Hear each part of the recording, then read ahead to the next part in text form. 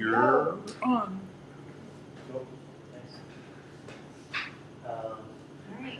Sarah, what are we talking about? Marketing plan, business plan, y'all. Jason, I don't know if you want to kind of drive the discussion a little bit here, but I figure we kind of start with what's essential to include in a strategic plan like this, you know. Yeah. I guess what angle do we want to start from? Like, are we start from goals, or start from what we need done? Like, what do you think? Isn't everything born from a mission statement? So I think you really have a mission statement for like a marketing plan. Shouldn't both of them fold into? No? It's more just like objectives, what you're trying to accomplish. Right. So we do have a lot of our existing goals already outlined, right? So wouldn't one of our goals be to collect measurable data on our marketing? So like we want to make sure whatever we do for marketing is measurable, in other words. So not a billboard, because you don't want Sure. many people see the billboard. You want something we can actually collect data on. And a lot of that we can get from the data that Keely has, right? Jason's can give us so we can pick up from there. Well, I think No, that's probably a- not. That's more for we're trying to figure out people coming into town, because how can we really track that? But now we have a way, because the whole world's being spied by the front. This is more like, do people click on our ads? How many people are going to the website? Social media followers, like this kind of stuff. I think we do have this lovely opportunity of being able to control the narrative to a certain extent.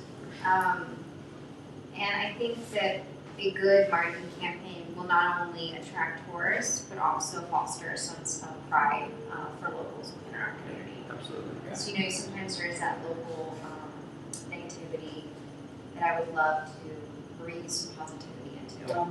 Creating talking points or creating a narrative for them to use. I know Orfano County, one of the challenges they have is when people come and say, hey, what do you got here? And they go, well, we are the poorest county in North Colorado. That's the only talking point they have. Wow. So giving locals that positive talking point. And it's surprising how little a lot of the locals know about the assets here. And just reminding them, You know, which will be with our photo and video and this kind of stuff. We still get people coming in who don't know that there are open trails on Fishers today. Wow. I don't know where they all hide, but they don't read the newspaper, they don't go on social media, they don't. And let me ask I don't know what like media form they're on. Yeah, it's nothing. Nothing, Settled yeah. Yeah. It's not on TV, it didn't happen. Yeah. Well, where we talking about that until these Things aren't happening, things aren't going on, things aren't doing, but they are, and if they, I mean, not everybody has the time to, of course, go to every council meeting or every board meeting and see what people are working on. But I'm wondering if we can't get more communication out about what has actually happened in these meetings. I know that sometimes the newspaper is there and do a report, but you know, one of the big things, I can't even remember what they were complaining about. They were complaining on Facebook about something that wasn't getting done, that I had just seen in the city council meeting, that yes, we are working on this. Yeah. The homeless, for example, is a big thing. Like homeless issue. Nobody's doing anything for homeless. But I've personally, over the last couple, 2 or 3 months, seen people in front of city council with plans for the homeless. Yeah, exactly. You know, there are projects in the works, things that are going on, but nobody knows about it. We are, Anissa wants to put together a monthly newsletter, Yes. and I think that that's a terrific opportunity for some of our boards and commissions to have updates. And that would be more of a community-focused thing than something that would be directed at tourism. But I think to the point of this conversation, you're right, there's people in town who think there's nothing to do here, or these things aren't happening, and getting that word out. To me, that alleviates some of the hostility, I think, that we often see with people just not understanding what's going on and making assumptions. And see, I remember a couple months ago, I saw a call on Facebook, the city is putting together a list of all the businesses. Send in your business name and contact. Yeah. How did that go? Did you get a lot? Yeah, Keely compiled that, and really it was specific to getting a list of downtown businesses so we could reach out to those businesses very quickly. Again, this is where we're kind of crossing into the role of serving as the chamber, but having that database and for us having that contact information is really helpful. So I think we've gotten as much as we're going to. Okay. So that is a tool that's at your disposal right now. So, so speaking on the narrative, I do think that having people have the positivity of being able to choose our tagline might give people a good talking point for local people, and I know that's something that we're already working on. And then we can always tag that tagline into this, do Trinidad right, and then boom, there's our tagline. Sure. Because that's that, do Colorado right, so do Trinidad right, and then our tagline. And I think that would not only have us working with what the state wants us to do, but also having some pride, and then also being able to control the narrative of what we are promoting for Trinidad. In answering for the tagline, if we need more digital assets, would we also ask them for, hey, you got any photos, you got any videos that we can use for assets for? So digital assets is absolutely a goal we're trying to get. So just more creation of assets in general. Sharing people's photos that are actually good and then tagging them in it. Yeah. People really like Right, and they submit it to us, and then they want to follow to see if their stuff got on the website. I think on social that's easy, like a That's reshare. yeah. It's a little trickier when you're doing stuff like putting it into a brochure or on a website, just in terms of who owns that and if they can come back to us and Yeah, we would royalties do and that. shit.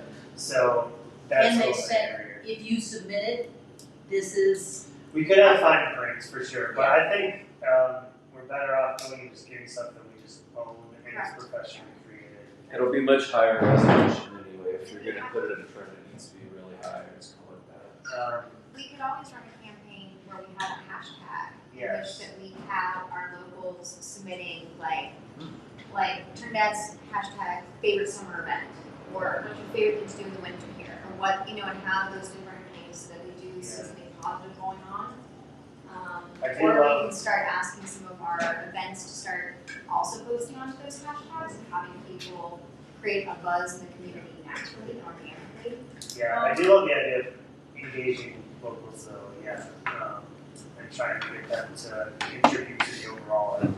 so I've noticed a lot, I think Sky set up Southern Colorado Tourism.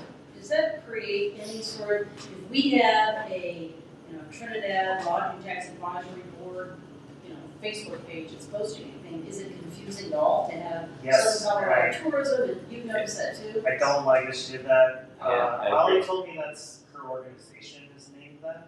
I don't know if that's true or not, but I find it very confusing if I were to be a general tourist or consumer.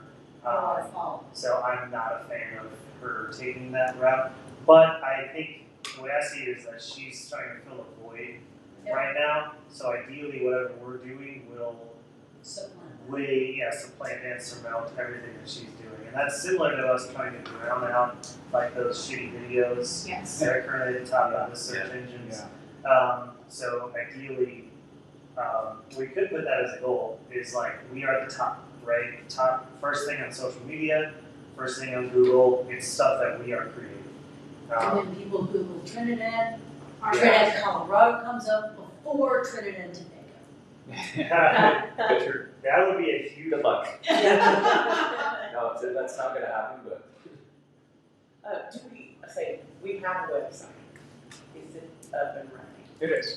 It Is there a part on there where there's like a contact us or someone can go in and fill out a form and give us a comment or a question? There is no way that we can capture that, to Jason's point, to create some sort of channel.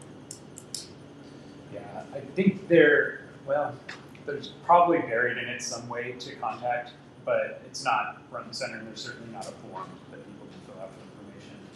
I looked last week actually, I didn't see So maybe that's something we can consider, because another important aspect of what the Colorado State Tourism Office says we need to do is set up a very clear resident communication. The survey is one important part of that, an annual survey, which I know you guys are doing. Yep. But perhaps like specified meeting every quarter, maybe, where we just have public comments. Public can come in and tell us what they want. I would like to request that we add for our next regular meeting, a public comments section, just because I had one citizen, Bill Williamson, asked to come and speak to us, and I said, I can see what we can do, so I told him I'd ask. I don't know what he has. Yeah, I was just being careful because I have been to meetings where they have a public comment section and we're there for like 2 hours and people are just talking. Yeah, I So agree. if We have a we hard do it, cutoff we need to put point. a time limit on it because we can't be sitting in meetings for hours. And I agree with you, we need to hear from the public, but we also have a lot of important I comments. think, I understand that, but a large, it is, I understand the hesitancy, and I definitely don't think that's something that we can do every time. But we need to have some kind of regular integral public comments, because even though it might hold us up, we can definitely put a 5-minute limit or a 3-minute limit on their speaking. But, honestly, they're the reasons that we're here. Yeah. And it is important that they feel they have a way to say what they gotta say to us. And I know we're new and it's a lot, but we don't have to respond to everything that's said to us. But just letting them say what they wanna say will go a long way to getting some buy-in. So I'm guessing that would probably be public research, right?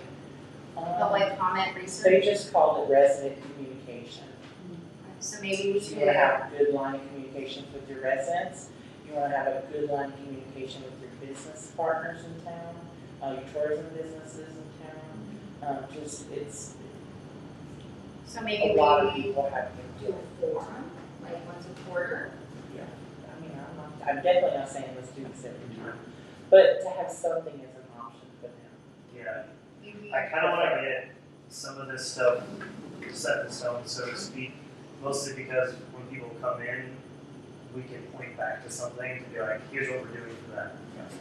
So I just feel like maybe just an area. I just feel like it's not my place to tell a citizen that they can't come talk to us. Sure. You know what I mean? I can't tell them no, because this is their thing. I'm the representative here, but this is not mine.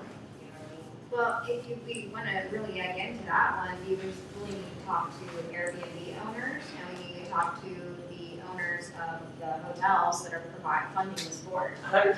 Yeah, That's and I have to get that information as Yeah. well. That would be our business partners, the Airbnb, the hotels, Yeah, even the restaurants and the retail so establishments. maybe we have to have, maybe quarterly, we have 4 quarterly ones, and then 1 quarterly one we do Airbnb and hotel people. We do another quarterly one where it's business owners, another quarterly one where it's just residents.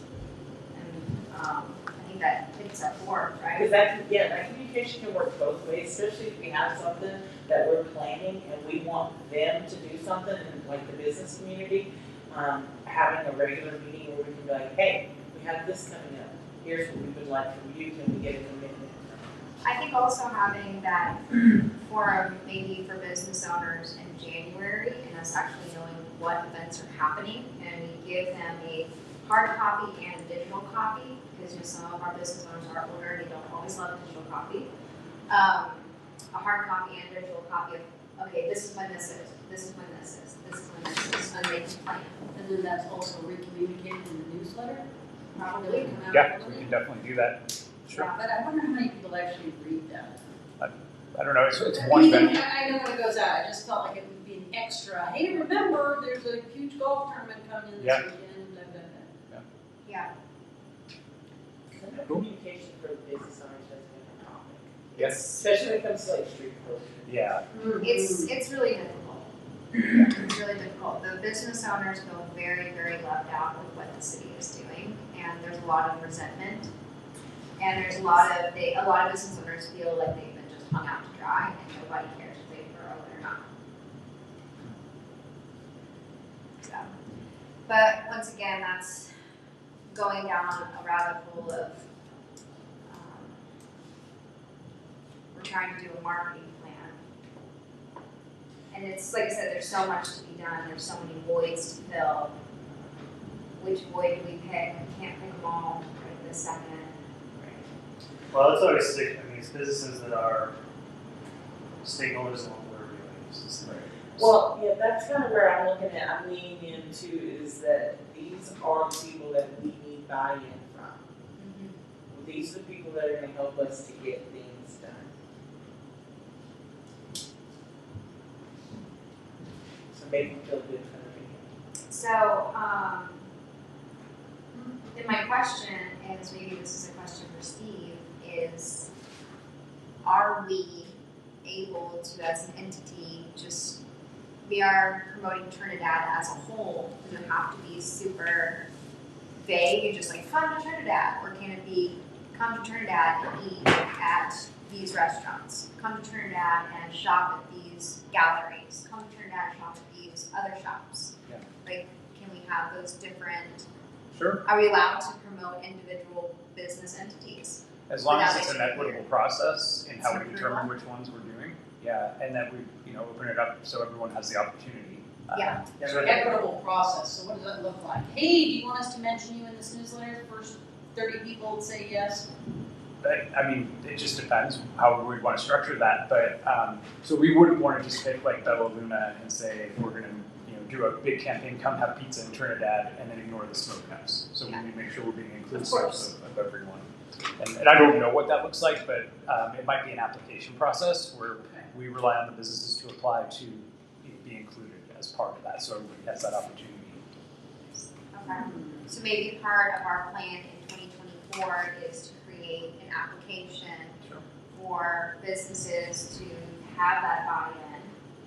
And then if they choose to go through this problem, and they are Tourism that related businesses. tourism-related businesses, and have them buy in. And then if they do buy in, then we have stakeholder meetings with them, saying like, how are we doing? Are we, so we kind of think back to the They need to submit photos of their business. Yeah, I mean, I think it's not unreasonable to ask them for that information, but they might say, I already did this for the app. I mean, or we could, if you do that, yeah. But I know a lot of our local business owners are older individuals who are very untech savvy. And even just listing their business on Google is too much for them. Yeah.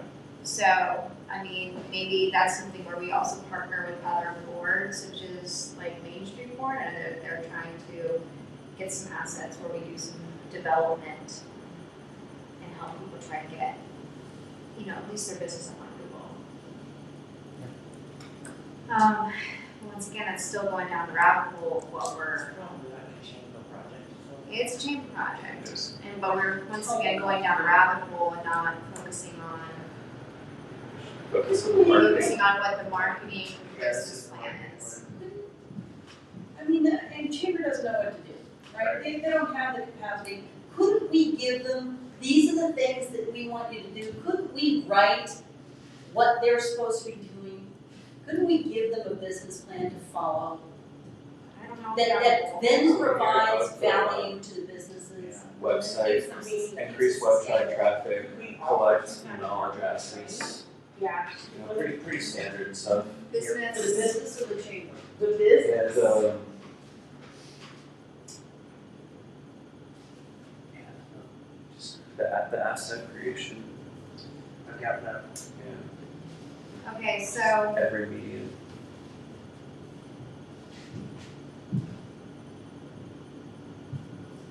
Launch new website.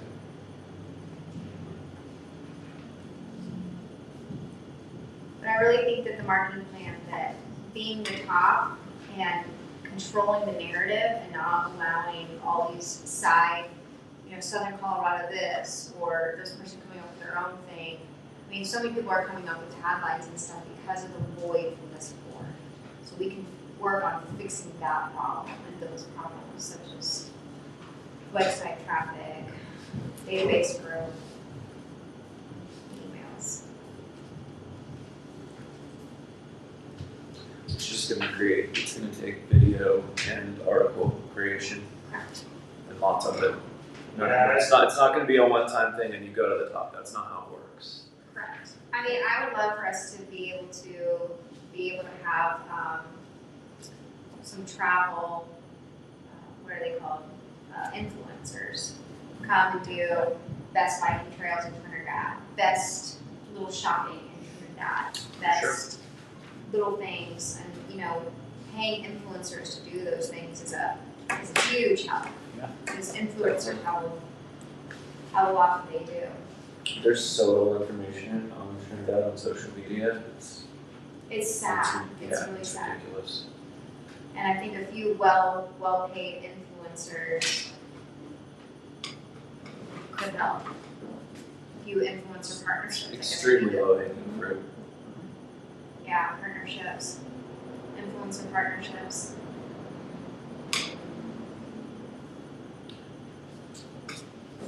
And some of them also go make their own videos. And I think that we could leverage, like, that Trinidad is still a little analog in kind of the 90s throwback cute way. Yeah. It's, people love kind of those things, and it's almost like, Trinidad, or it's, the internet's not really here yet, so you have to go and call this person. Sorry. So we do like a slow children play sort of. But I mean, make it kind of funny. Like, you have to call this person, and you're just like, yes, introverts, you have to call them, not text them to do X, Y, and Z. And just make the videos cute and fun and show the quirky personality that we really are. Yeah, the fun part about that is the personal connection, right? Yeah. And someone already mentioned, like, you show up here and you can feel like a local very quickly. So there's something to that. So here's some things I just added. Social media engagement, put the influencers under that.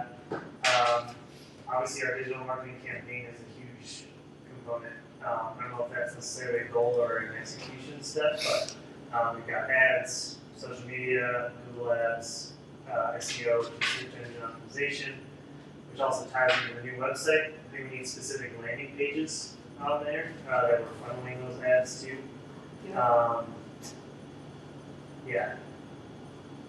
So what I would suggest here is, since there's so much, and we just found an opportunity for a grant, we go through and we break down some of this, maybe more into the asset creation, video, maybe even some article creation as a start, so we can then apply to this grant, which I think they said like by September 15th, we would know if we got it, or was that? That's the November. deadline. Yeah, the deadline. But realistically, we need that information like end of August, so Keely can pull everything together and get it submitted. Yeah. Which we have to do some of the legwork on too. For sure. We split it into two, and then we apply to this. If we get it, great. That's really going to jumpstart us. And if we don't get it, we're kind of back where we started anyway. Yeah. And then that can go into our. I say we give it a numerical value for it. Because if we do get, let's say we do $60,000 for, creating some of these digital assets that can be used on Instagram, Facebook, TikTok, Google, all those things, YouTube. But, if we get the grant, then we only have to pay for this amount of it. If we don't get the grant, we still have those monies and, honestly, revenue savings that we have this wonderful opportunity to be able to really use some of those monies to kickstart. Yeah, that's like 60 days overkill for this. We're gonna start creation. We probably know what the month based on that, but if I can get a big stack of video and photo content, and probably even like some blog posts. If it requires updating or redoing the website. Like we just keep adding in all of these things in here together that we need. It's just it's kind of it needed to be done anyway, but if there's a grant opportunity for it, then it could really jumpstart a lot of the issues. Yeah. Do you think we can fold that all together successfully into a single grant? I don't know. It's a great question. That's my only Maybe you concern. could go for a It just- smaller it amount just and more listed each specific one. bit of the grant. Yeah, right. Yeah, Because it's kind of the same thing that we're doing right now, where it feels like this super broad scope that I don't know if the reviewers would respond to or not. So. so do we wanna do the grant for just asset creation, or do we wanna do the grant for for website? Well, I mean, So the it thing sounds is like, about the website is that Anissa's worked and started yeah, it the already. bones are there. And they specifically said that it can't be, Right. the grant can't be used for things that staff are already being paid to do. So it has to be some other thing, so maybe the grant is best for the asset creation. Yeah. And then maybe we get an RFP as well for another firm to partner with Anissa. Because Anissa is doing so much and she's doing so great, but she is only one human being. And one human being cannot replace a marketing firm or marketing department. It's not physically impossible, and to ask that of staff shows,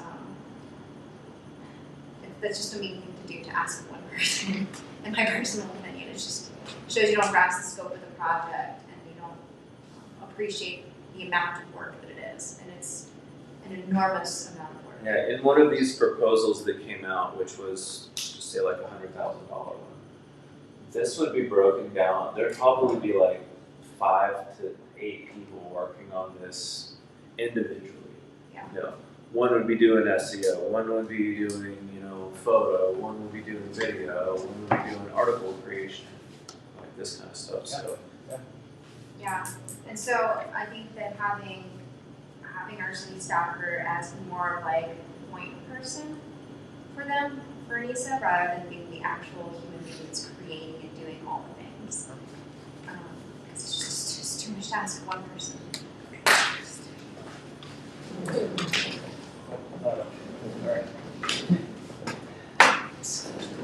So I think then that I guess part of the marketing plan, the business plan would be not only to go after the grant for the asset creation, but then to also get an RFP for a firm that would then take these assets, SEO them, do all that stuff. Because let's be honest, SEO takes a long time too. I mean, making sure that it's completely, every single thing is tagged and every single thing, that's a whole full-time job unto itself. just, It is. I used to do it for a living. Yeah. It's very cool. Yeah, it's very time consuming. So, and then Jason and Joe, what do you guys think would be a reasonable RFP? So, I guess it's chicken and the egg here. We don't have any assets, we don't have any ducks in our rows. So, what is the number one thing to get first? Is the number one thing to get first the digital asset creation, and then we start working on website revitalization with Anissa and the firm, and then we start SEOing everything, we start moving down the line? Or is it first we do those, which one do you think is most important? I guess it's my question. I'd start with the content creation. Content Yeah. creation. So Because we've had that's some what conversations before about video, and doing that. We tie that in here together with the video, but then also photos at the same time. It might even be the same person. They go together, with the same camera. But then you have to get it on YouTube and be able to have some SEO in there, which some of these things will overlay, and some of these people will be able to do that too. And just some article creation and taking the video in shorter form and longer form, and then it's be like, okay, we want a 3 to 5 minute video. We also want 3 or 5 15-second videos, and then take parts of the 5-minute video and chop up 10 pieces of that in a shorter, or whatever we decide, something like that. Yeah. So then we've got a lot of different pieces to advertise in there. And then I think the next bit of the driving bit in my brain is, you know, what do these things say? These things state, you know, which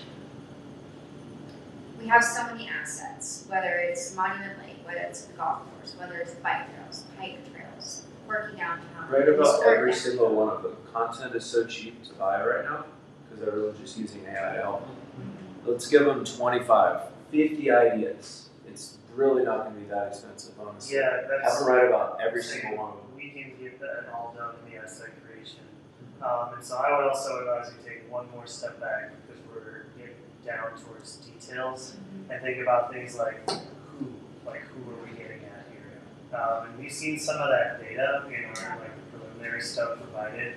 And I don't know if we need to hear that because some of that story is kind of sad, right? Yeah. Like, I don't know how much you guys dug into the drive materials, but Yeah. like we've done studies on this before as a city, and it's like old poor people Yes. are who's coming to Trinidad. And I think we're aspiring to, I mean, I don't want to say no to those people, like let's give them an affordable vacation destination or whatever. I also think some of that is probably just like a regional pull because Los Angeles County has a lot of money, so people coming into town happen to be rural and uneducated and poor or whatever. But I think our target persona in this group is higher up the income chain, right? It's probably families, it's outdoor recreationalists, it's art collectors, you know. So it's like, who are our personas that we're trying to reach with those ads, and that informs what the content is. That's a good point. Yeah. And potentially maybe the other research we want to do. I So, think we should definitely target people of a higher income bracket. They're already passing through to go to Vail and Colorado Springs and Brett for vacation, and sometimes even Crete. A lot of people pass through us to get to Crete. So let's snag them. Snag them. I should have left that one. I You don't know should. anything about how this stuff works, but in my head, I would think like we get people from Denver, the Boulder area, they're all about recreational, Yep. outdoorsy stuff, so maybe we focus on that in that area. And then down in Albuquerque where people come, they really like the art scene down there, maybe focus on that down in our advertising down there, just different kinds of So you think stuff. that to average, so we have so many different avenues to go, is when I'm somewhere hearing you say that we target a different demographic from each of our main draws. I mean, I don't see why. That's how like a large scale campaign would typically go. Yeah. But you would get so finite with it that it would be like, okay, we want to target mid to high income people, maybe in their spending years that like hiking, and Yeah.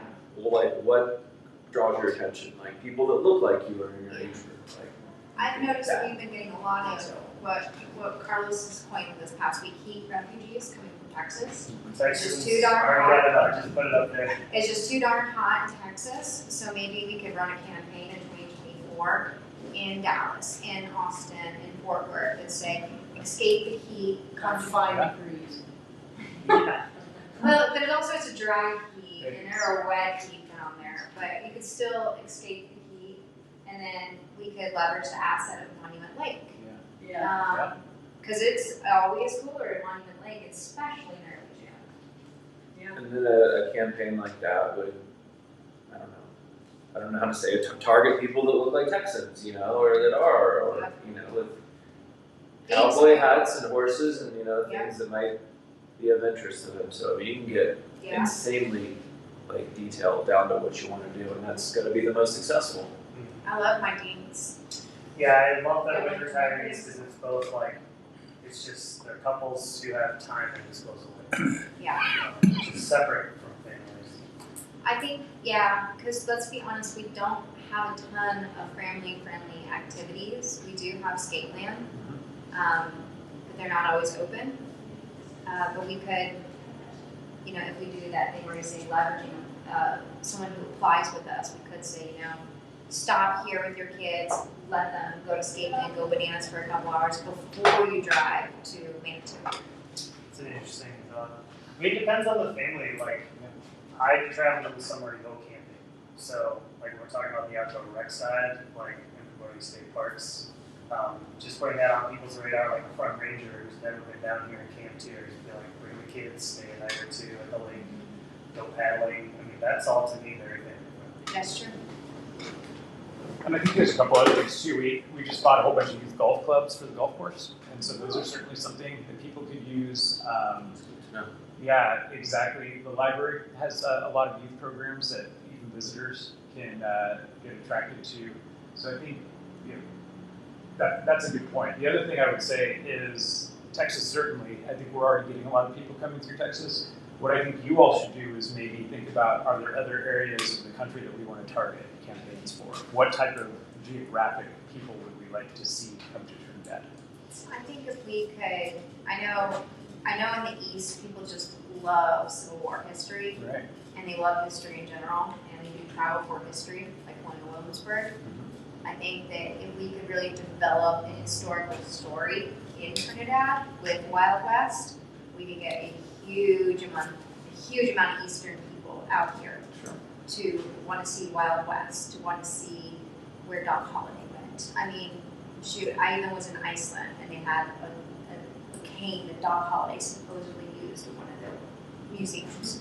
So it's like, if they're going to focus on that in Iceland, I don't know why we don't focus on it here. We actually live for a stint. I would maybe advise like a staged or tiered approach to that, because this is the quick win. And I realize that some of these people are already coming, but it's a wider pool than that's actually stopping and staying and exploring. So I think there's still untapped potential among that 3 hour radius, which is Front Range and Albuquerque, and then the Texans are already passing through. So the Texans, that's that 4 million, that's driving through. But Amarillo too. Amarillo we never target. A lot of people come Yeah. from Amarillo. So I just anyone think that's coming here right now, we're just kind of getting lucky and they're just stopping because we're not really doing any kind of marketing in any way. So let's just imagine those people, if we can just advertise some more of them, and that's just low hanging fruit. So I to get see. some early easy wins. This is like our 24, and if we want to look ahead 2025, 2026, so picking some regions to focus on, Okay. I think we can get there, but I want to play to our strengths right now. I agree. Let's get some wins. Yeah, we're trying to fix a tough problem. Trying to fix a tough problem. Easiest, fastest way. It's already working You're to taking an extent. pictures of this before you're racing, I right? take a picture of the last board. It's already in our notes as well. So Awesome, thank you, Joe. yeah, if you guys aren't referencing the OneDrive notebook, we can got all our meeting minutes and action items in there. So especially if you miss a meeting, you can go get comments. Do you think I saw retirees on here, obviously. Are we gonna be going after age demographics at all? People in their spending years, which is more kind of Gen X, Gen X, millennial, Yeah, I would agree with that. Because I think any advertising we've done in the past is more towards the 65 and up crowd that are no longer in their spending years. Yeah. They're worried about how far to stretch their retirement, not necessarily how much art they can buy. I think that we could also, if we can get some influencers, we could try just, because let's be honest, if we get Gen Xers and we get millennials and we get them in with their families, then that starts the habit of, oh, my mom took me here when I was a kid, I'm gonna come here later. And we don't have a lot of that historical, we do it Monument Lake a bit, historical, well, my grandfather brought me here, this person brought me here. And I think, when you hear about other places in the state, we do have that, oh yeah, my grandpa used to always take me to Hooray or something like that. And maybe we can get some of that historical people in by focusing a bit on families. But maybe we could also try to go for some millennials who are really into experiences. They don't necessarily want stuff, they want to come and have an experience. So maybe try that, I don't know. Maybe that's a 2025, 2026 thought of trying to target a different demographic. We just focus now on our Front Range, mid to high income.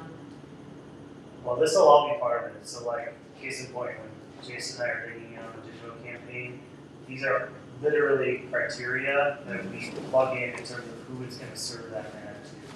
Yeah. Like all of these things. So, I don't think we need to limit ourselves there necessarily in terms of like interest or age groups. Okay. I mostly, with the location thing, just felt like it was slightly more of a stretch because we are hard to get to, is probably the biggest thing. So you'd have to be like flying into Denver and then coming here from there. Yeah. Whereas someone who's within that area, I mean, they can pop out here on the weekend. Yes. Or car traffic down. Yeah. Our shares will be. Although the train is an interesting thing to think about long term. I mean, it's not, there aren't that many people that travel via Amtrak, but I mean, I just took it to Kansas City a few weeks ago and it was sold out. So folks get around that way. It's probably not as much of a leisure, but yeah, people do take the train. Well, the persona is what we would give to the asset creators. Right, that as well, because they'll keep that in mind if they're going out doing a photo shoot Yeah. to make sure that these people are represented. Maybe as we're trying to do the photo shoot as well, maybe we can put it out to the community to be part of the photo shoot. If they won't. Maybe that would be fun. That would help some of the community buy-in as well. It's like, oh yeah, I know so and so. There they are. Well, here's the tricky part, Lee. Our community doesn't necessarily hit all those things. There'd be some families and Some people stuff. do, you know, but Lady Texans here. Yeah.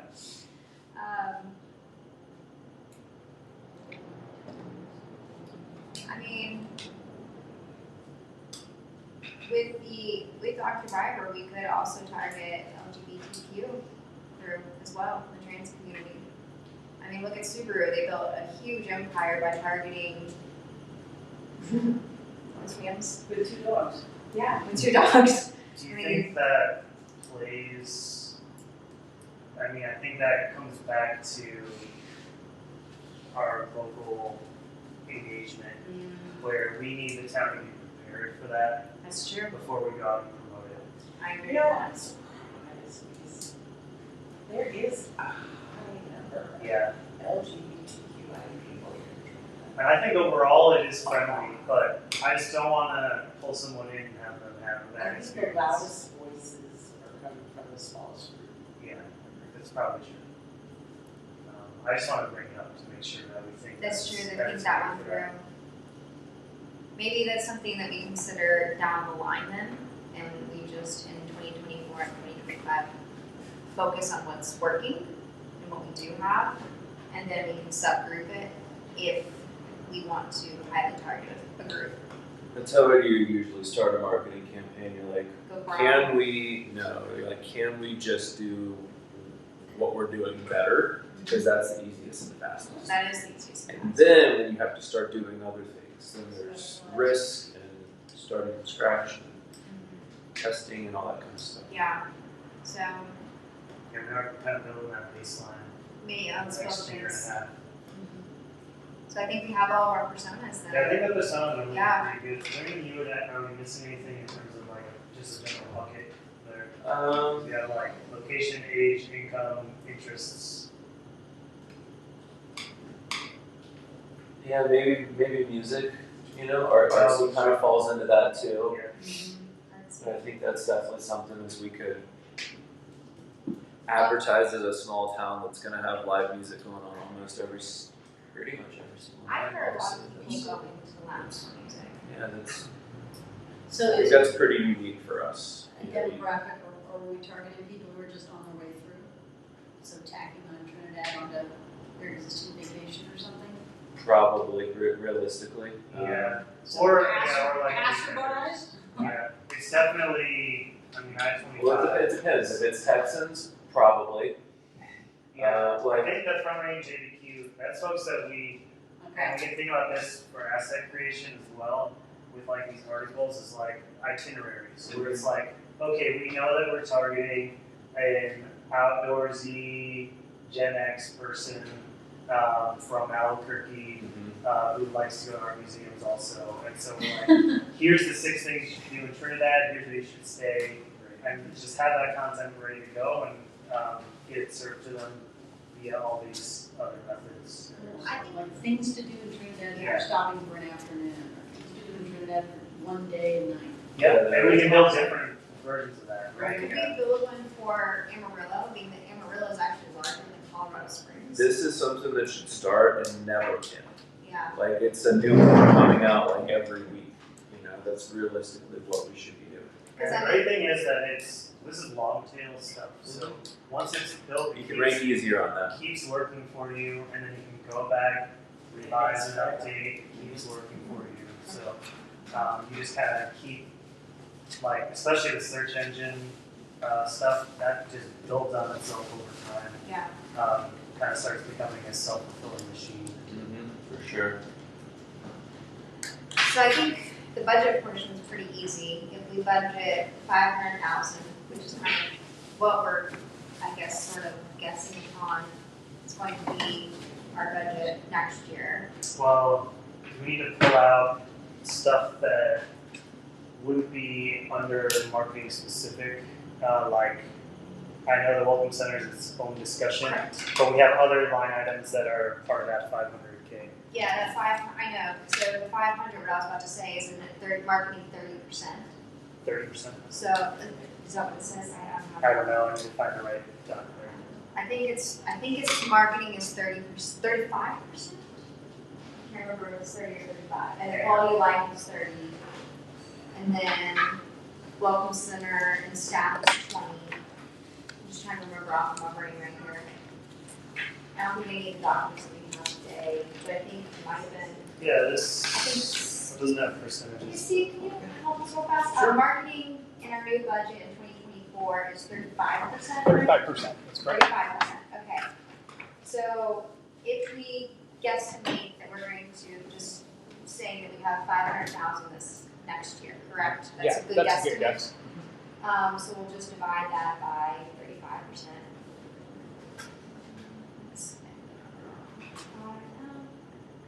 It's times. That's $175,000.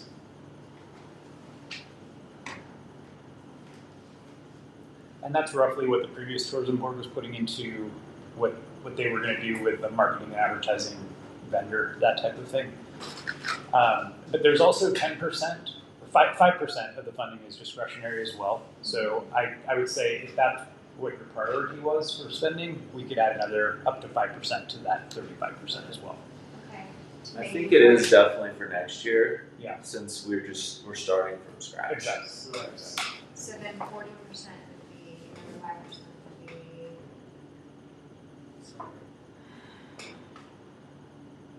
25K? 200. So 200 total? Yeah. 200. So up to 200.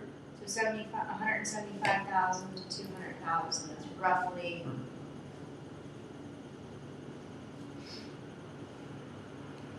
What we're looking at here. And if we can leverage some of those monies with the grant, or Yeah. even another grant, that would be great. We also have the asset of getting a plan from Project Blueprint, which is going to be huge for us as well. So then you can also add on to that budget Project Blueprint, because that's over 100 for a consulting hours. So I'm just thinking of goals. Did we add into goals about what it might take to make this a conference and convention destination, something around that? Because that also folds into everything we're talking about here, right? It does. So that was it's on our overall goals. Did we put that in a year, or did we say 24? Did we say 25? That one was, I didn't have it here, so. Because we could, that's measurable. If we can have 3 or 4 conferences at 150 guests a piece or something like that, that would be good to have in there. And that also goes into who it is that we're targeting, right? I think we're going to have to also leverage using quality of life monies for at least a year, probably to get Space Degree ready, get some things ready. Don't you?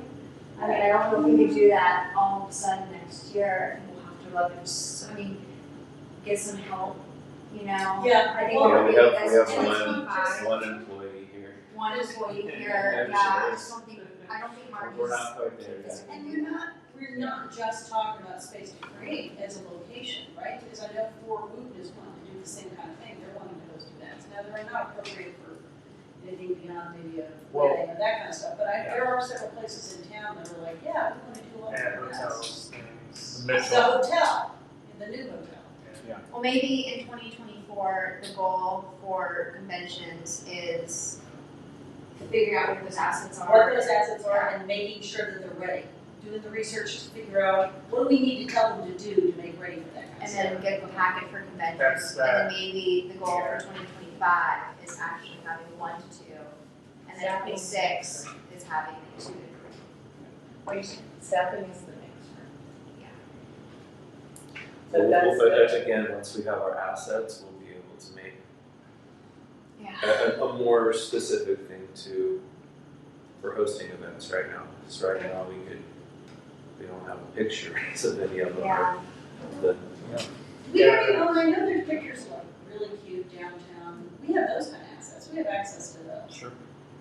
Yeah, What are the there's things that we have? That would We have. be also be good stuff to, if not copy directly, having links in our SharePoint, just to see what we have existing. There's a treasure trove of historic photos and all kinds of artifacts in the basement of the Mitchell. And it just would, Allison has said it, she's welcome to people coming in there and going through them. So I think there might be some opportunities over the next year or two to digitize some of those and then put those into our inventory. Because I really think some of the historic nature of Trinidad can certainly be an asset to start creating. yeah. So maybe under asset creation, we want to have digitized in addition to video, blog articles. Yeah, review stuff, yeah.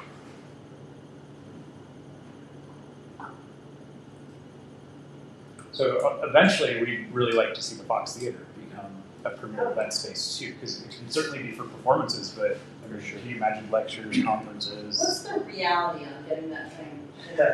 It's not going to be locally funded, so I would say typically a theater like that in other communities similar to Trinidad would take upwards of 10 years before we develop. How long ago did we start? We bought it in 2018. We started the renovations a couple years ago. And we've already sunk about $6 million into it, so we've made some really good headway. And even though it's not noticeable if you're going to go tour the facility, having the building stabilized, working on mechanical stuff behind the scenes, updated pipes, a lot of that's already there. Yeah. I saw the The pipe. unsexy fixes. Yeah, exactly. That's exactly right. Yeah, the parts that don't go on the tour, Yeah. but the bones are there, and Yeah. that's the good thing. And we're probably targeting another $20 to $25 million for the full restoration. And I mean, we could also attempt to get a matching grant for that city asset as well, with tourism and quality of life monies as well, because that would, having a historic artifact in that community would be helpful for our community, because then, you know, right now we don't have no place to do prom. You know, you can have a place to do prom and stuff, would be really cute. So, I mean, we can consider that a quality of life as well, but let's be honest, it's not gonna be done by 26. No. Right, no. Yeah. Yeah, it's not But really it is, another we used to be the Broadway of the West. Right. Right? So that would be a great. I think that's a great goal. Next Friday, or this Friday, we have a planning session with all of our partners to talk about enhancing our fundraising for the funds. So I'm excited for that. So hopefully we can come up with some ideas. Yeah. Because I would love for us to be able to use some of these saved monies and use them for grants to reinvest into Trinidad. Mm-hmm. That's really my big goal that I'm going to always hammer. So. I want to pull us back towards budget, just in that. So this is what we have for marketing. Chopping that up. So case in point, that grant money going out for an RFP for asset creation. You know how much that 200K goes towards that. How much of it do we? And this could be ballpark for now, but this is what's going into our marketing plan for 2024. How much of it is for our monster digital campaign RFP as well. Yeah. So like what are our kind of target numbers there? I would say maybe around 20K for assets. Is that total or is that our contribution to it? That's out of our budget. That would probably be total. Well, Oh, so, So we would only have to do like 20. yeah, so out of our money it's 10. If we get the grant. it would be less than that. No, it's 2 to 1. It's 2 to 1, right? Is that like 7,500-ish? Yeah. Something like that. I think we Divide can. by 3, Wait, so they give 2 and we give the 1? Yes. we give 1, they give 2. Yeah, so yeah, like 70. Wait. 6. Yeah, exactly. Yeah, listen, I'm a writer. 6,250. I have a hard time saying numbers too. I don't know, something about that in first grade, it's always got me tripped up. I would think around something like that. I don't know exactly. It could definitely be more depending on how big we want to go. Alright, but yeah, that's assuming that we land the grant. So up to. I mean, out of our own budget, 20 of it went to that. I would be okay with it because it's that important. So up to 20K, Digital assets, yeah, Just the asset creation, assets, right? videos, Videos, articles, photos, everything. right. And then do we want to just, do you want to reserve any of it for our own purposes or throw the rest of that RFP and have the third party take care of everything else? I'd probably reserve some for us. Just in case. well, then we can use the sum for us to target specific events. Like I said, because we talked about it, we may or may not have the granting again. And if we don't have the granting, we need to have some monies reserved for our local things and have them maybe apply for us to advertise for them, rather than just giving them cash willy-nilly and seeing how their own advertising campaigns go. Wouldn't that be a separate part of the budget? No, That's that's this year. advertising specifically. This is So advertising specifically. not like, here's some money to get your vendors or whatever, it's, we'll give you 5K to advertise. But that's So not still the part of part it. that's So part of this is going to be for management. It's part of the budget. That's kind of what the RFP was before, but it did not include ad spend. And ad spend's going to be a That spend is a big chunk, Yeah. for sure. So and again, I haven't seen any of the RFPs really, so we don't know what was in them. What I've heard, it was just, they didn't know what to tell them, so they got some of everything in there. And I'm sure some of it was asset creation. Right. So if we take that out, maybe it's in the 50 to 75K range year plus ad spend, which could be that or more. I mean, it could be You whatever know, you want it to be. yeah, you can do whatever you want it to be. The more the better, but So market So firm, 50 really, to 75, and then that's- another 50 for us to just ad spend for local festival funding or local asset. well, this would just be for everything. Okay. Yeah, Because I I'd would love for us say, to have a designated amount for our festivals to help, because when you give someone 5,000 and you give another person 5,000, both of those people are not ad people, and they both are just stabbing in the dark willy-nilly. And I think it is a disservice to just throw money at our local festivals for advertising and not help them in a specific, like, okay, you know, the Mitchell says, hey, we need 100 people to come to this event, we can only be limited to 100 people because of the building and fire code or whatever, then we need to make sure that we spend a certain amount of money for them to be able to get 100 people about it. I think we need to operate more in a consulting capacity, and honestly, I think that would be one category we need to work on in our business plan. How is it that we distinguish from the last tourism board? How is it that we are sustainable and we're improving on what it is that they were or weren't doing? Right? And as consultants for people who want to come in and do, I think that offers a great service and serves our community, doesn't it? Well, for that to work, basically, so we've got our general marketing plan that's going. which is more or less what I was suggesting doing, which is what a bigger firm would be doing. This is more general. Then we're talking like event-specific type things. I guess my question is, do we want to have a general marketing plan, and then we want to have some monies reserved for our festival supply? Yeah, it's separate. And then again, I'd have to see how a marketing firm would do it. So generally, the more they're doing, the more ads they're running, the more they charge. It's just more work, kind of. It's usually like a... Or is that something that this board wants to then handle? Like the general marketing firm handles the general Trinidad situation and what we've asked for, and then this board handles specifically when a local event asks to be marketed, that marketing. Depends on what kind of marketing that they want. I mean, realistically, I don't think we should be doing any kind of campaigns for anyone. We're all very busy people. I was offering to do this as a one-time thing over the summer because we're extremely desperate. And it's extremely rough out there for everyone. We had zero plan in place. Expecting that we're going to be able to have time to do this for 25 festivals a year, like there's no way. Like the money that I would charge someone to do that on like a private label, like that would be like $100 grand a year in work, you know. And I'm not talking about doing like an entire campaign, but saying, have you thought about this? Have you thought about this? Because a lot of times people will come, they just have this grand idea, like you said, you know, and they're just throwing money at stuff, but they don't know how to target it. So we can serve as, well, have you thought about this? What is your parking plan? What is this? Well, this? I don't really want to manage them in that way. I would rather us not have, because like right now, I've had people in the community saying they're going to apply for tourism dollars in 2024 for their festival for marketing monies. And this board has not set up anything for 2024 to actually be able to have that. Do we want to have that is my question.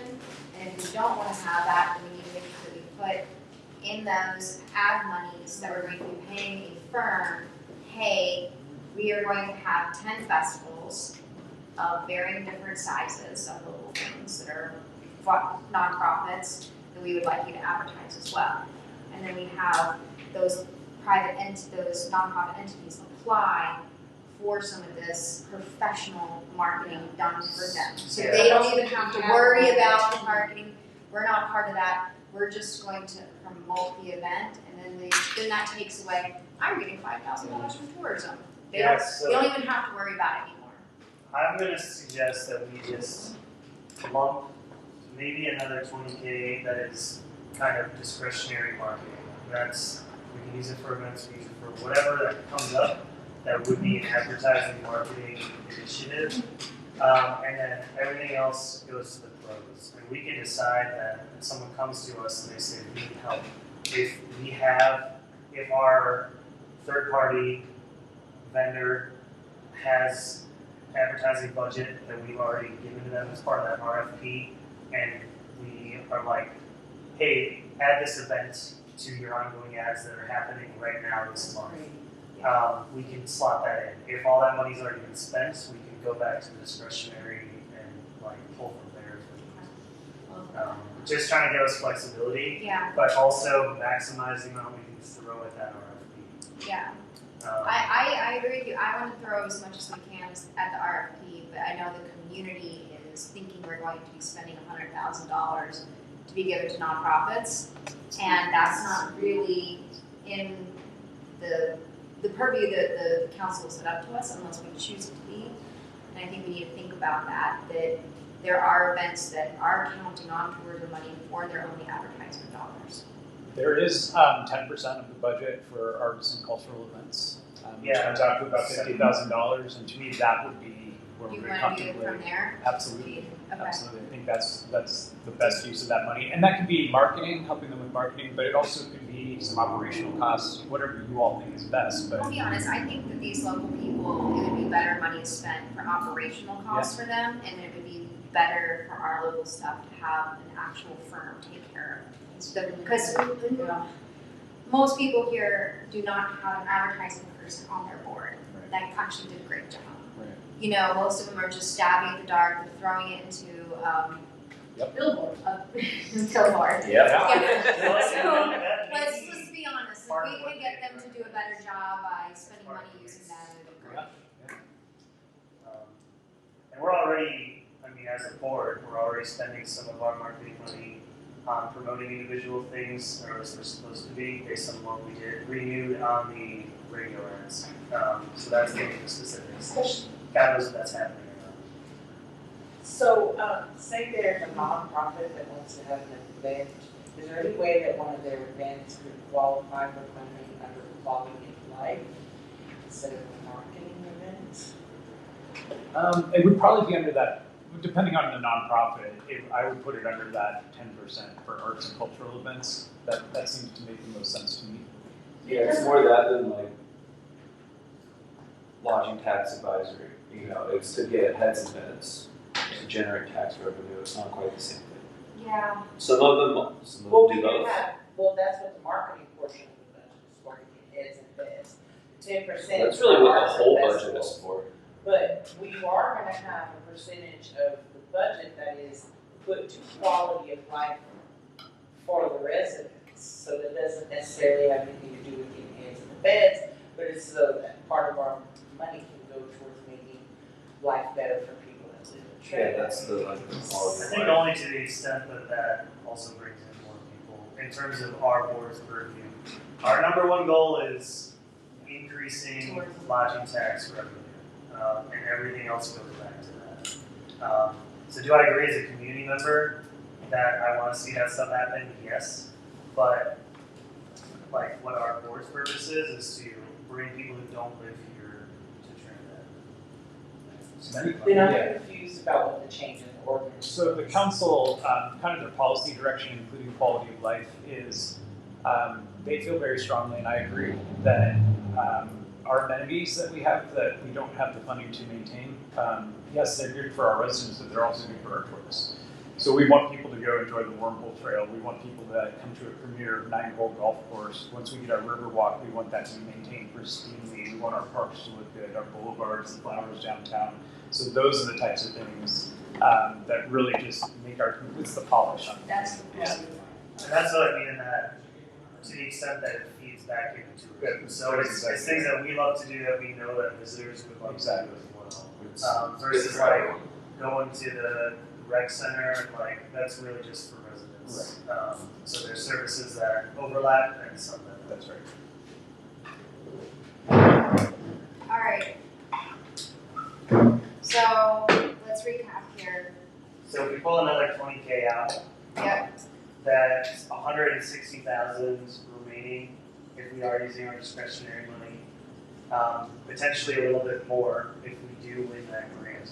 Okay. But bank on 160K minimum, that could go to an RFP. So 160 to an RFP, and then we'll also have some sort of portion of the new application that you can apply to have your event be advertised inside of the RFP for nonprofits.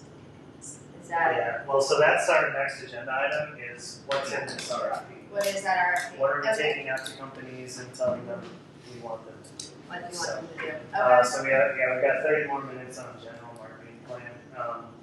We really are definitely focused only on marketing plan and not business plan. So like some of Amanda's questions I think kind of branch out to a broader plan. Whereas this is specifically just going out to promote. I'm not sure. Do you think we'll do anything out of here, Jason? As far as budget, no. And then I think it's more what you were just leading into, like what are we asking them? So I think we've kind of broken into two things, just kind of for this grant thing, and we really just need assets. And then it's, okay, one way or another, we're gonna get these assets. Hopefully we get the grant, but either way, we're gonna move forward to some aspect. And it's basically giving them the assets and then running advertising with them. Yeah. I don't know if, so who right now does the social media for like the Visit Trinidad, Colorado? Anissa's doing the bulk of that. Anissa's doing the bulk of that too? Yeah, Okay. yeah, her and Marty work together, but Anissa's kind of managing all the social media for That's us an right awful now. person. Yeah, it is, and yes. And do we want to move that on to a firm Yes. if that's available? Okay, that's what I I thought. think that would be terrific, yeah. So taking over the social media with these assets that they have, and then probably continuing content creation and SEO type work. I would say I don't know if website work would fall into that or if that's just a separate. I think maybe the website would probably fall under our city employee whose job is to maintain websites, I think right? so too. That's within her Yeah. job description? Yeah, and Okay. the cool thing about, we use a company called Revise, and they have really great content management tools on the back end. So once we have the static website going, it's just updating information. So it's a pretty simple process. We talk about newsletters, but I don't see newsletters on there. We want to incorporate specific messaging and stuff in the newsletter and these things together. Yeah. Well, we're doing the city newsletter, Yeah, and that's- if we want to do a tourism That's one. Yeah. Like Or we a, want to do two, or we just gonna slip ours into the city one? Yeah. so like a MailChimp campaign as well? Communication to businesses. Yeah, exactly. I think Yeah, we so just that have- kinda goes with our database growth, is to be sending out newsletter or other comms.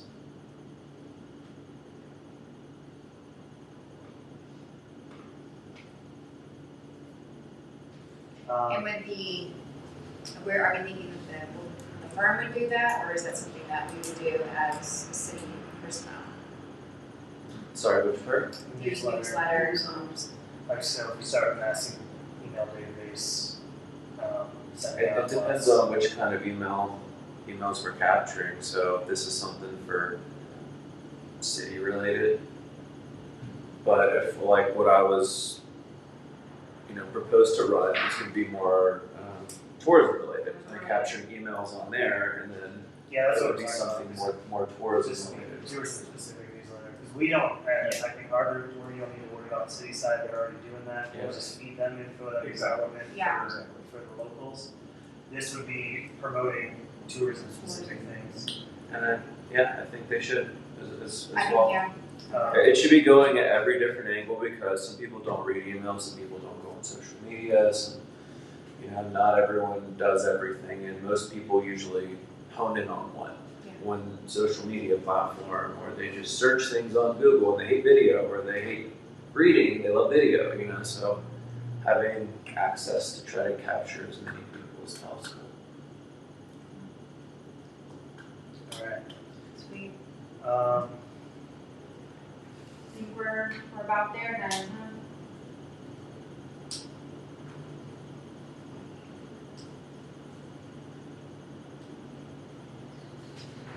Can Snag please be our catchphrase? get t-shirts, Snap them. Just thinking about research and info gathering, we can probably do more there. Some of that, we have data goals, and that'll feed back into that. One thing, and I don't know if we even have Google Analytics on this Trinidad, so That's insane. yes, it is. So, stemming from this morning's discussion, what about creating some package that we would send out to would-be event organizers for conventions and that type of Oh, thing? yeah. I think that's something that's really important that we have created, so we can, because a lot of those events we'll have to actually put in a bid for, and I think we can really sell Trinidad once we're ready, of course. Where do you find those? Is there some kind of Yeah, platform or place where people are interested in municipalities to host an event? absolutely. Destination Colorado, I thought the website was called. They have some, so it just depends. There's a lot of different mechanisms. We would be targeting a lot of things in probably local government. I think I used the example earlier where I went up to the Colorado EPA conference. That would be a good one to bid for. There's an outdoor recreation conference that's held around the state annually that I would love to see come to Trinidad. Juan's been working on that, and he would like to have it here. Those types of things. For corporate events, that's a little bit different. I don't know how you attract those, but I think we can at least start with the nonprofit, small sector things, but then having information on our website that we're available as well. I think we could really get unions to come and Unions would be good. because we have the coal miners, we have Ludlow here. I think we could pull on that Okay. history and have Yeah. United, air something union come. I had, I'm like, have a friend who's in the Colorado Mining Association and Yeah. asked her, how do we get more stuff down? How do we get some conferences and stuff for the coal mining industry? And she said, well, as Newell a member, they need to come up and speak at a few of our lunches. Right. So, Yep. like Evergreen, we need to encourage them to go up to Denver and Yeah. speak at lunches and invite. That's how they get conferences within the industries. Absolutely. The way I see it, Steve, is that's not something I would want to put into the RFP over here for general day-to-day marketing, but when you're looking for like, okay, we have some funds we need to spend down, that's a great one-time project to get done. Okay. Maybe it's the same firm, but just not on our contract, Sure. or maybe it's a more specific firm that does that kind of stuff. But Yeah. and I think there could be multiple of these type of projects going on at the same time with maybe some of the same people, different people, just because we really got to catch up to speed. No, I You're totally get so that. well done. So the question is, can we, like, is that something that we could potentially be pulling together, whether it's ourselves or with city staff, versus in this budget spending? Because otherwise we need to revisit that. Right. That's what I was saying. Yeah, I would like Yeah. to keep it off of that marketing. I think we just But with, focus the monies on marketing. I mean, like, it's the same deal, like, with these assets in hand, like, I feel like that type of packet, even having it look fairly slick, is Yeah. something we can probably accomplish internally. Of course. Yeah. There's At a lot of least great as a templates starting now. point. Yeah, Denise is great with that kind of stuff. Um, She just needs photos and assets. And if we are able to have that staff, other additional staff, Sure. those extra hands. So I'm making just one more section here that is deliverables, because it's not exactly a goal, it's like, I mean, we have some of that here, but I'm gonna spell that out, right? So, I mean, these assets are deliverables, but, the conference packet, photos, videos, and I don't know ads necessarily, but I guess, yeah, probably just the digital ads. And then I do think we should leave some wiggle room. This is feeding it directly into our RFP discussion, Yeah. which is next. Do we want to For- spend a few minutes trying to do a little bit of business plan, or we feel like maybe that's not, I feel like there's enough overlap. it's so overlapping with the marketing and with plan? also with our goals and strategic vision, Yeah. that I think we have hit what we need to. Okay, I was thinking the same thing, yeah, I think we should leave wiggle room for print media still, whether that's part of this overarching RFP or not. We have the visitor guide already on the table, as something we need to address.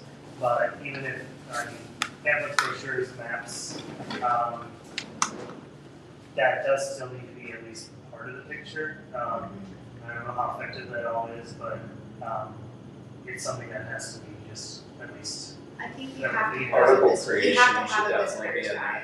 I mean, the we can't not have a deliverables. visitor's guide. Yeah, Yeah. yeah, I agree. So, That's true. I mean, we can't, even if we do some print of said visitor's guide, and then we create it as a digital visitor's guide as well, and have a little bit of both, but there's just two different groups of people. Some people want something in their hands, some people want to pull it up on their phone. So I think we would be amiss to not redo our visitor's guide in print and digitally. And we do need to reserve, I think it was, $17,000 to reprint the visitor's guide? That seems right. But my suggestion would be to take that out of the reserves that we currently Or have. we take it out of reserves? Yeah. No, It was like $50K to get done, it was an exorbitant amount. which It's is a lot of money. It was, unbelievable to me. Yeah. You could get that done for a couple grand. and I think Absolutely. we need to quit shipping them. However, because Yeah, spending another for sure. $8,000 on shipping them out everywhere is really a lot. Or we It make should it also a reduce smaller, the size reduce the Sure. size, so if we with a do QR ship, code on it. yeah, and if we do ship it, then will cut down on the cost of shipping. Absolutely. So I think that's another discussion, so, Spend $80,000 on a car we haven't used, so. yeah. On the topic of. We got a big one, we got a big one. So, can we pump this up? We were just advised to spend our reserves. So, Yeah, of course. We don't have to do that all this year, but what she said, have it down to around 200K, and so that's $300,000 in reserves. so what if we did a one-time get-going of like 65 to 80, and then have the yearly of like 150? Did We anybody would. use any of that money? We talked about getting ready, Yeah. getting space to create more ready, et cetera. They looked Right, at yeah. that. Are we gonna be sharing any of that, those reserves, any of that fund, with That's, any of that those? goes from, that's not necessarily marketing, that's from quality of life. Okay. Yeah. Well, but yeah, that was all in the discussion of just spending reserves. What I would suggest is, and we'll get to the RFP conversation, but I think we put a scope together for what you all are looking for, and we solicit that. And we put the onus on the firms to tell us what pricing is, and we'll put a mechanism, it becomes competitive necessarily. And then once we get those proposals in, we can have a good idea of what that's gonna look like in the budget. So what I would suggest is keep it based on the actuals, and then if we need to dip into reserves to kick in a little bit more based on what we receive back, we can Okay, have that conversation. so then the So RFP here's then, a question. Actually, so maybe instead of that 20K on assets coming out of our budget, maybe that's a one-time thing too, because we probably won't need that every year. We probably won't. To some extent, but not to this extent. What do you guys think about that? I would actually be wait, because then we can actually come to the grant people and say, hey, we have this in a savings account. Yeah. We have the money on hand right this second. Yeah. And I think that's actually a better idea. And then we could use those 20K from the digital assets, we could swap that for, doing our visitor's guide. We will need to do more assets all the time ongoing, but that could possibly fall under a marketing firm. Things will kind of level themselves out each year, Yeah, but it's going to be a lot more this year just because we don't Yeah. have to keep it. Really, I mean, so we just gotta. eventually, like your content will get stale. You'll need new pictures, Correct. new stuff, new perks. Well, I mean, I hope by year 2 or 3, we have a bunch of different festivals, a bunch of different events, a bunch of, we have things that we can take more video content. So- Yeah. How about we bump this discretionary to 25, then it's 175K on the RFP, just like those numbers. Yeah. Yeah. And it's nice to I think have, it needs to be 176. cool. Cool. And then, yeah, this can be supplemented if need be. I think that that's really strong to get us up to speed. Awesome. Almost ducks. Love it, guys. We need ducks. This is great. Now we don't even need to have meetings about the budget. Oh, that's what happens when you put 5 numbers nerds in a room. Right? Exactly. Hopefully, we'll read all this. Yeah, I'm proud of that too. I will type it all up as well, but kind of satisfying to have it on the board. It is so satisfying. All right, I'm gonna wipe it. How many people? We got time for a little break. Yeah. So if you want to take a quick breather, Yeah. before we dig into the RFP stuff. Need a crowbar for. The RFP. Easy for my own head, but Exactly. So, so Yeah. you're from Louisiana. Okay, this. Do you carry a crowbar or higher iron under